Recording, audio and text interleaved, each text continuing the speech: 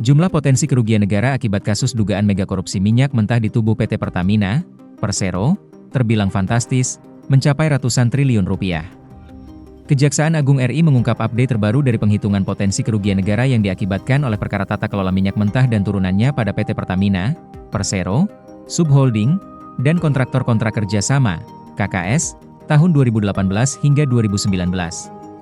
Hal ini disampaikan Direktur Penyidikan pada Direktorat Penyidikan Jaksa Agung Muda Bidang Tindak Pidana Khusus, Jampitsus, Kejagung, Abdul Qohar.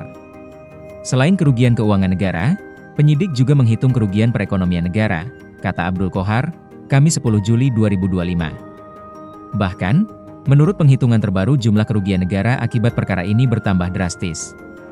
Abdul Qohar menjelaskan, penghitungan kerugian negara ini didapat dari perkembangan yang ditemukan oleh tim penyidik dalam proses penyidikan yang telah berjalan cukup panjang.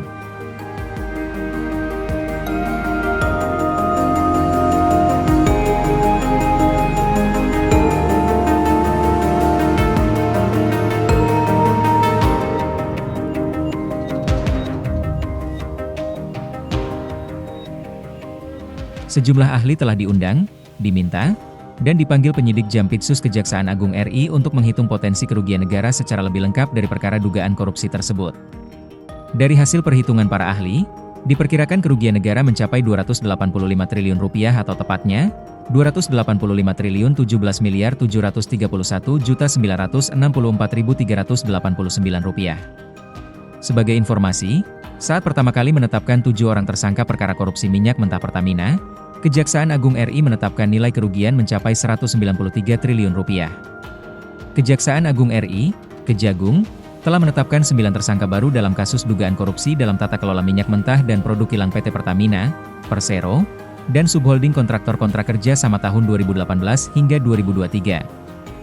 Dari hasil penyidikan yang dilakukan secara maraton dengan jumlah saksi sebagaimana telah disampaikan Pak Kapus Penkum, tim penyidik menyimpulkan telah diperoleh alat bukti yang cukup untuk menetapkan sebanyak 9 tersangka, kata Abdul Qohar saat konferensi pers di Kejagung, Jakarta, Kamis 10 Juli 2025 malam.